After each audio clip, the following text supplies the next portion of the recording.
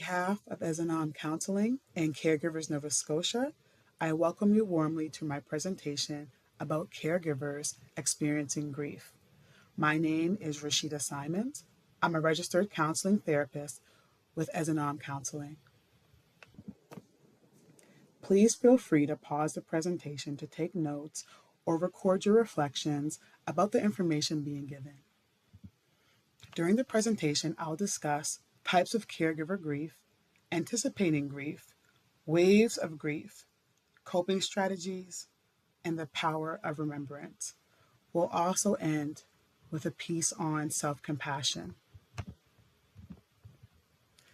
There are four main types of grief that I will discuss: ambiguous grief, the loss of life, the loss of relationships, and chronic grief. The loss of life is the type of grief that is most often talked about when someone passes away and is no longer present in a caregiver's life. The other types of grief may not be talked about as much, and I will focus on them. Ambiguous grief refers to the psychological forms of loss that occur when the person is still present. However, they could be experiencing cognitive, physical, or emotional decline. They are very different and no longer resemble the person that the caregiver may have known for years.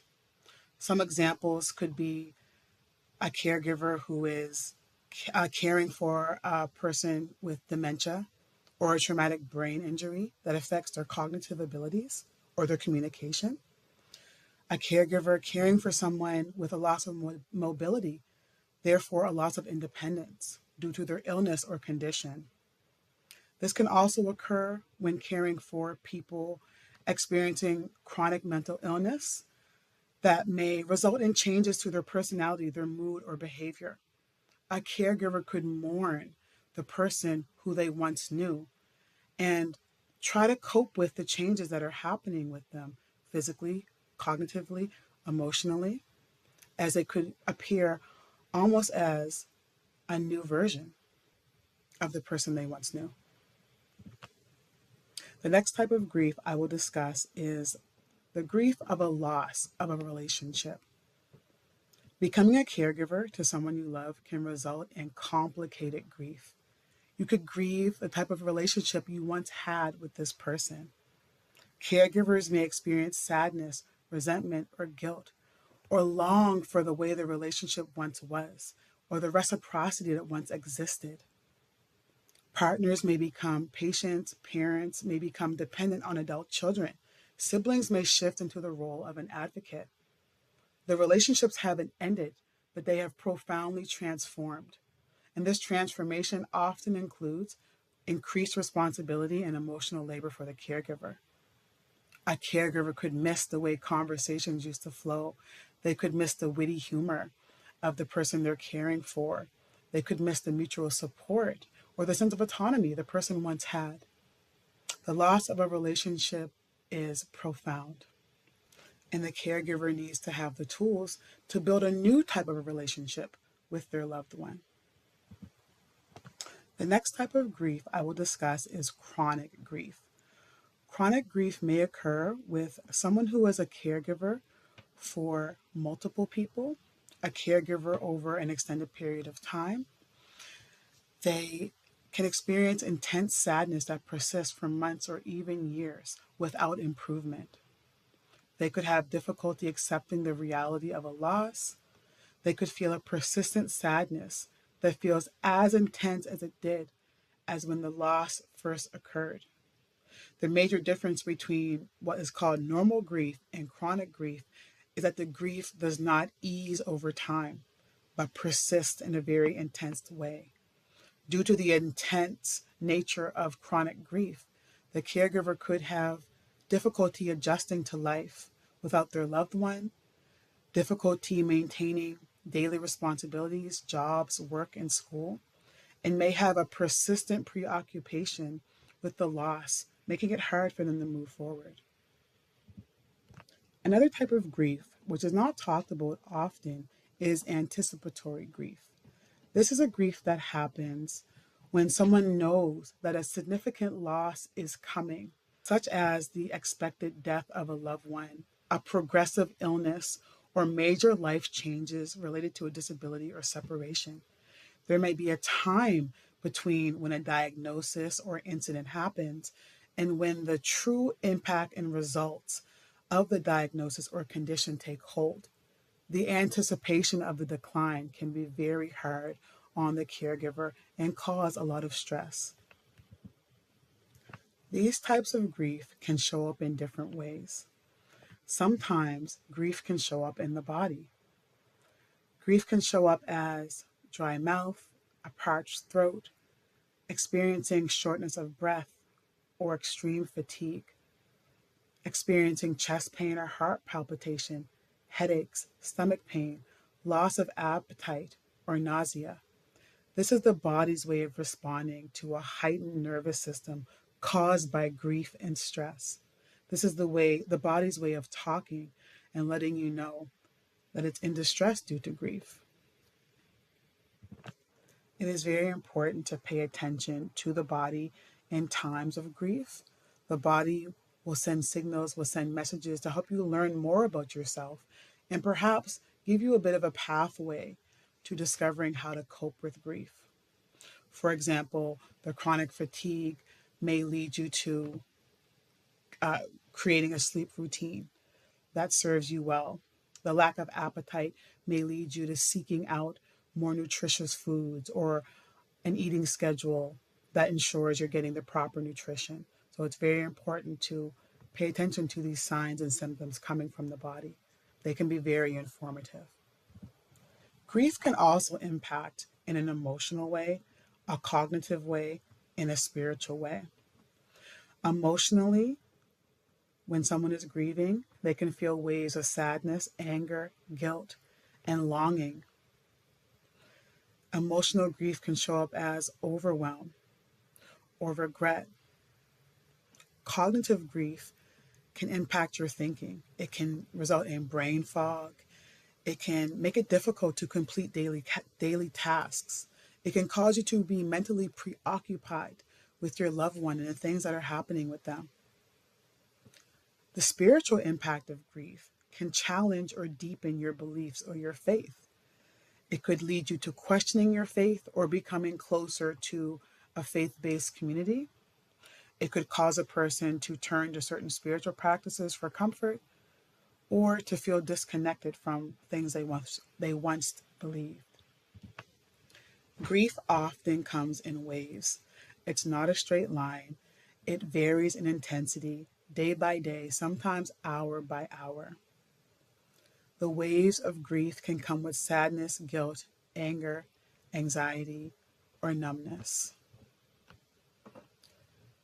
This is a short exercise to help caregivers identify the waves of grief and try to pinpoint the way grief may be showing up in their lives, whether physically, cognitively, emotionally, spiritually, or a combination. First step is to identify the wave. When you feel the grief intensifying, think about what triggered it. Was it a thought, a memory, a conversation, something you saw, something you heard? How long has this wave been building? Maybe a week, maybe a few hours, maybe a month. Were there smaller ripples that indicated that this wave was coming? Maybe increased tiredness, tension, irritability, or nostalgia? Identifying what triggered the wave can help you better understand your grief. For those who are more in tune with their body, try to locate the wave in the body. Where do you feel the grief physically? Chest, stomach, throat, shoulders, head? Some people describe having an upset stomach. Some people describe having a tightness in their throat. Experiment with shifting the grief through the body, through deep breaths or movement. Does it feel better? Does it lessen the intensity? Pay attention to how your body feels. Does it feel tight, heavy, pulsating? Do any physical movements help you to feel better, help you to release some of the emotions associated with grief? Another strategy when experiencing a wave of grief could be naming and understanding it. What emotions live at the peak of the wave, the most intense part? Is it anxiety over what happens next? Is it longing for the presence of your loved one? Is it fear or guilt or dread about all the responsibilities that may be in front of you? Identifying and naming the emotion tied to the most intense part of your grief can help inform you about your fears, about your next steps, about what you still may have to accept around the situation with losing a loved one or seeing them experience pain and decline. Identifying and naming the emotion can help raise your self awareness around how you process grief in a very unique way. The next step is grounding and coping. What small actions have you taken that help you ride the wave of grief a little more easy? Is there anything that you do that helps grief subside? Is there anything that you do that helps to calm you while the grief wave is happening? Is it a memory, an object, a thought, an action? Is there anything that helps you lessen the intensity? For some people, it could be reading a book. For others, it could be crocheting. For others, it could be rollerblading or singing a song. Experimenting with these coping techniques can again raise your self awareness and help you better understand your grief. Waves of grief are so profound because grief has a lot of different sides. There's the primary loss of a loved one. Perhaps the primary loss is a diagnosis, a death, the position or role from friend to caregiver or loved one to caregiver.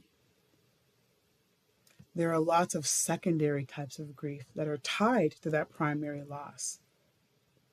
These are ripples in that wave. Things like a loss of faith, a loss of a support system, financial losses, a loss of hope or a loss of community, a loss of a role, a loss of intimacy. There are so many things that are connected with the loss of mobility, cognitive decline, death,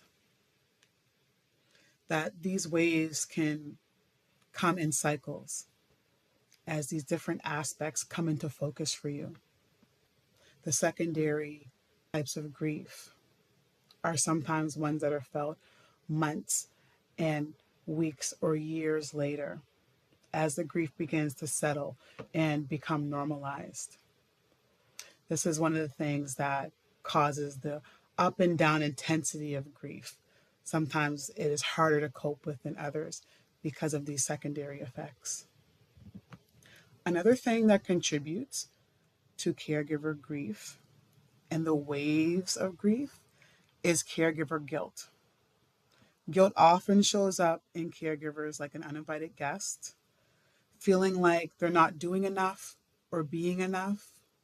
Guilt can show up when a caregiver needs to take a break, when a caregiver needs rest, needs to handle something for themselves, or if there's an instance where they lack patience or are emotionally upset. Guilt in these moments can occur as part of the grieving process. In the role of caregiver, it seems like there are many, many tasks, some of which may not get done in the run of a day. Guilt can also be associated with the tasks uncompleted.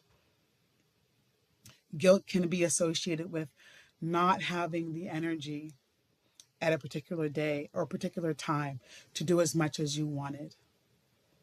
This guilt contributes to grief. It adds to the wave. This is one of the reasons why self-compassion and self-care is so important for caregivers, so they can maintain their sense of self, they can maintain their connection to their emotions, they can maintain their energy and learn to regulate their nervous system when these pangs of guilt and grief occur. Some strategies to cope with grief are expressing your feelings, talking, writing, dancing, some things that allow you to truly express the way you're feeling in the moment. Some people will create their own process of expressing their emotions. It could be woodworking, it could be creating an art piece. Another way is to take care of yourself. Prioritizing rest is very important, nourishment, and also gentle movement of the body. These are all things that contribute to strength and vitality, especially during a very stressful time. Another way to cope with grief is to stay connected to your community, to your support system, friends and family, if they are available. It's also beneficial to seek out support groups for caregivers who may be experiencing similar experiences with caring for loved ones with cancer, for example, or terminal illnesses. People come together around those concepts to support each other and find community with strangers that are having a shared experience. Another way to cope with grief is to honor the memory of your loved one. Even if the person hasn't passed on, it can be important to honor their achievements, the things about them that you love that are unique, to celebrate them in moments that they are struggling. This can be meaningful for you as a caregiver and meaningful for the person that you're caring for. It can also create a bond between you and them to show interest in aspects of their life that they may miss. There are healthy coping mechanisms, but also unhealthy coping mechanisms. Some examples of healthy coping mechanisms are journaling, exercising, creative outlets, talking to others, and meditation or spiritual practices, mindfulness practices as well. Some unhealthy coping mechanisms could be substance abuse, such as alcohol, drugs, to numb the emotions and to escape grief. Avoidance, that could be ignoring your feelings, ignoring those messages that your body is sending you. This can delay the healing that grief is trying to produce. Some people go into overworking at a job or even volunteering to distract them from grief. There are people who isolate and withdraw from their friends, family, and support systems. And also people that have a lot of self-criticism for the way they're caregiving or the effectiveness of their caregiving. And this ties in with caregiver guilt that we were discussing earlier. It ties in with the waves of grief that we were discussing earlier. Some creative coping strategies that are healthy for coping with grief are using music. Creating a grief playlist may be beneficial, especially for music lovers. Music therapy has been known to elicit strong emotions from people who are grieving. Sometimes there's a connection that can be felt with an artist or a musician who is singing or playing about the same experience that you're going through now, singing about longing for someone, singing about missing someone. For people who find it hard to release their emotions, having a song or music that they can relate to can make it easier. Creating a playlist of songs that can help you reflect on your grief journey can bring comfort It can remind you of your loved ones and can help you express your emotions. Some people also will compile a series of sounds or songs that were really important to their loved one or things that their loved one would have listened to, some of their loved one's favorite artists. This could also be a way to distract from intense moments of grief. It can feel like a companion, as the music you may be able to associate with good times, celebrations, and memories with your loved one. A grief playlist does not have to be sad music. Your grief playlist could be upbeat, it could be happy music, it could be music that reminds you of your childhood, anything that elicits the emotion from you that you want to feel. Music can help transport you to that place and be an aid when you're dealing with rocky emotions. In this section of the presentation, we're going to talk about the power of remembrance. It is very important to remember and honor your loved one. There are many ways that people choose to honor their loved one, and there are a few suggestions that I have. One suggestion would be to create a memory box, and you could create a memory box for a loved one if they have passed on or if they are still living. It can be a collection of keepsakes, things that were important to them, their favorite color, their favorite sport, their favorite flower, photographs, letters, things that remind you of them in a very fond way. It could also be a celebratory activity for a loved one you're caring for that is still with you. Annual rituals, such as celebrating birthdays or significant dates to your loved one, can also be a way to honor them.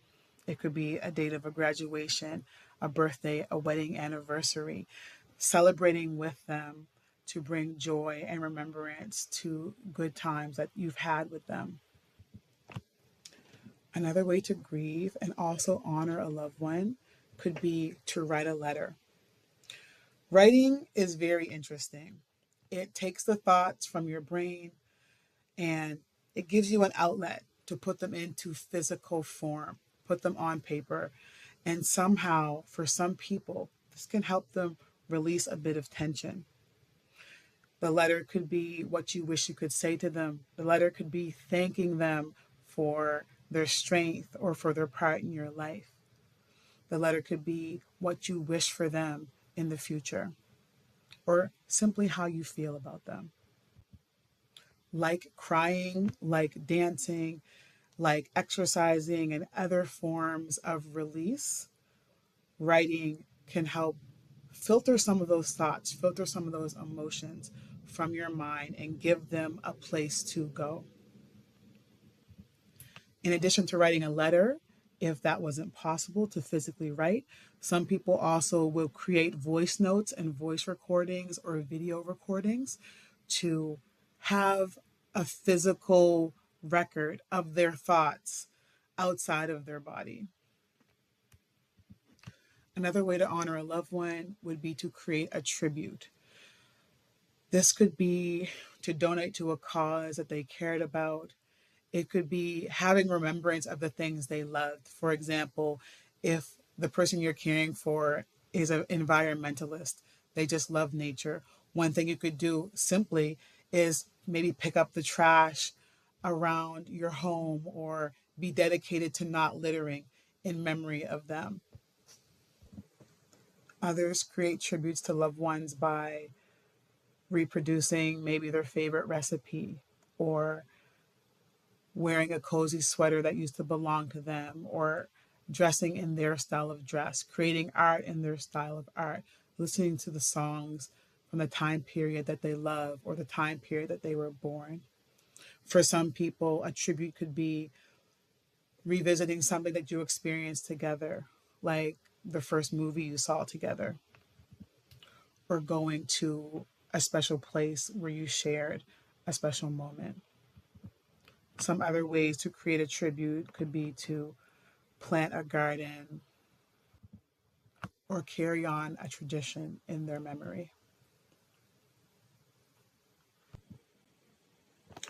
The last part of this presentation is all about self-compassion. Self-compassion is very important for caregivers. Caregiving can be very difficult. Sometimes our loved ones that you're caring for can be very difficult. It can be emotionally, physically, and mentally draining. In order to be an effective caregiver, it's important to maintain physical, mental, and emotional strength and resilience. This checklist has suggestions that may help you to maintain that strength, that resilience. These are gentle reminders that you also matter, and the better you can be to yourself, the better you can show up for the people that you love in a caregiving capacity. So, the first thing on the list is to drink enough water each day and to eat nourishing meals. This was repeated a few times within this workshop because eating and drinking can often be neglected if you have a busy day of caretaking for a loved one. Sometimes you can forget, sometimes you don't have time. Dehydration and malnourishment is a guaranteed way to start feeling weak, especially physically. It also can contribute to irritability and brain fog. So, to show up as your best self, it's really important to have reminders to eat and drink. For some people, they actually put reminders in their cell phones. They create an alarm for themselves to make sure that they're nourishing their bodies. Another big one is sleep. In this list, it says get 7 to 8 hours of sleep. I know that's not always possible, but as much rest as you can get, as much rest as possible. Being well rested again will help with irritability, energy, cognitive function. Also, sleep is so important because as we sleep, our body cycles through a process of detox. We get rid of the broken cells in our body that are no longer useful. We can actually lose brain cells if we don't get enough sleep. So it's important for you to maintain your health that you maintain a great sleep schedule. Although it's not always possible due to the anxiety and stress that comes with caregiving, it's important to at least try to create a routine around rest.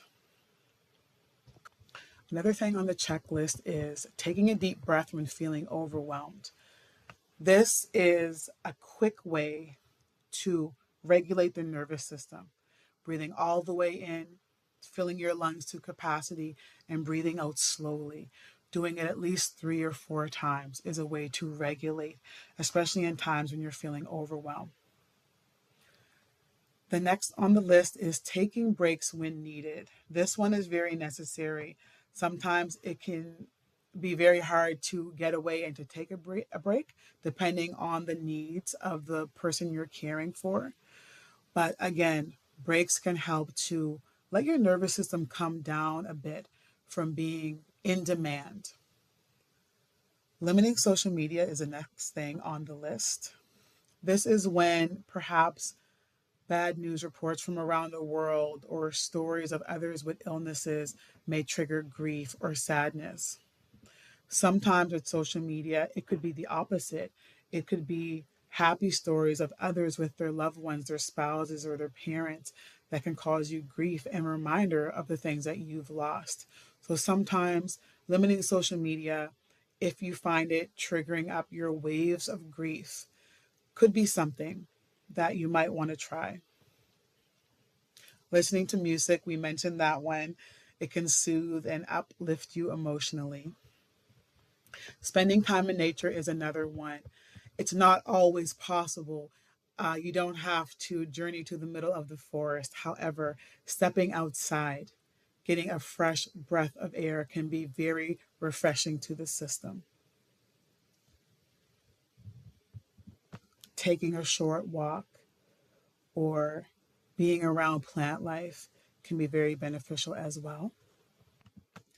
Spending time walking in nature is a way to have a mind body connection, and to reinforce that connection is very important in times of high stress. The next on the list is journaling. We talked about how writing can be an outlet for emotions.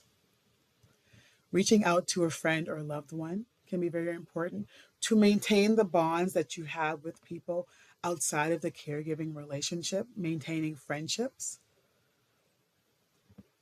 It's not necessary to even talk about your caregiving role with those friends or with those family members, but just maintaining connections outside of your role of caregiver can help you to maintain your identity, your autonomy outside of caregiving and being of service to the one that you love deeply that is in need.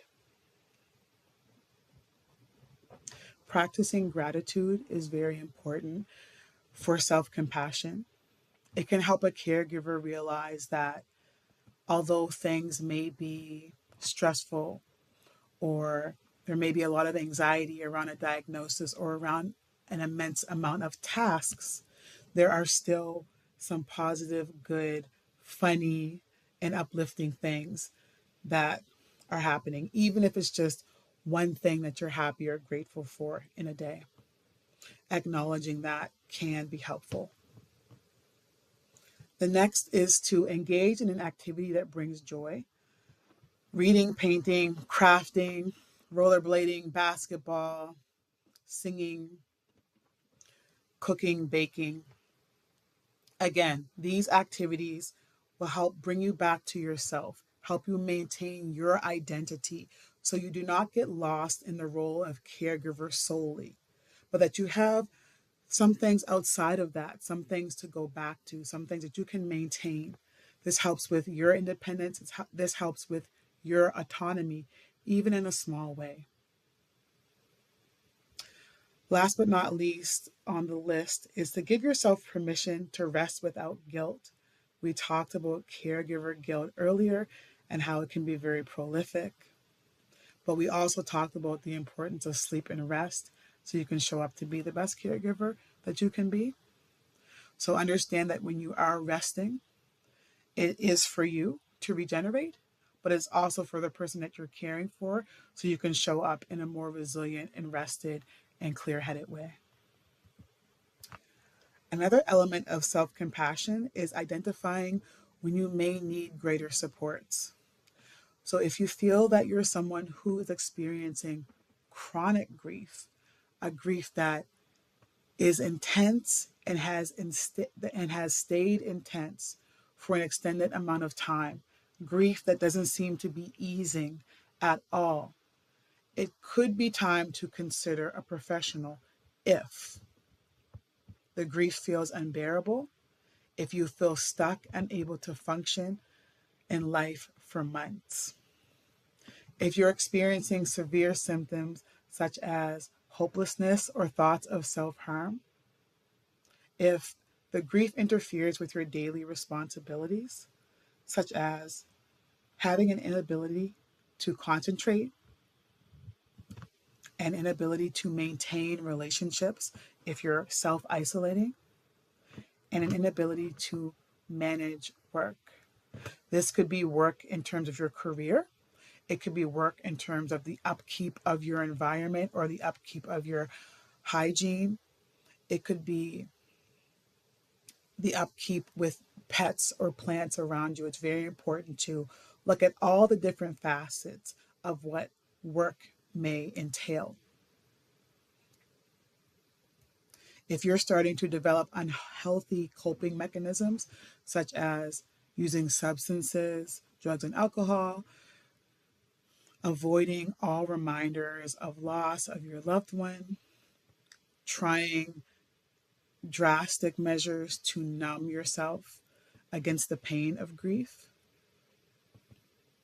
if you're coping as well with a lack of nutrition, we talked about how important nutrition is for healthy caregiving.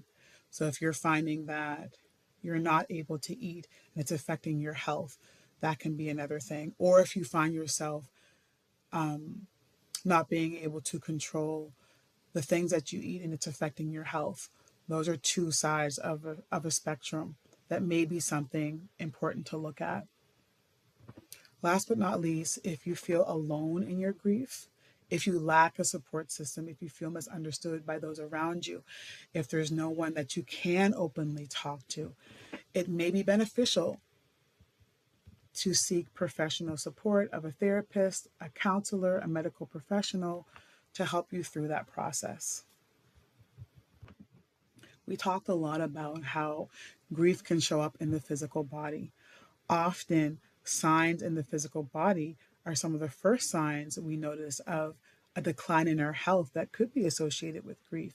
So, paying attention to how your body is responding to grief over a period of time, if the intensity hasn't lessened and your body is telling you through aches or pains or headaches or tightness, this could also be something that could cause you to seek professional help to cope with your grief.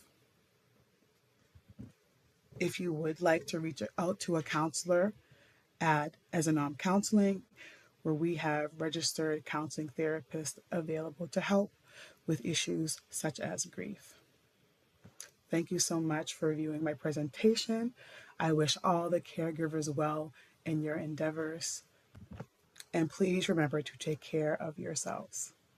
Thank you.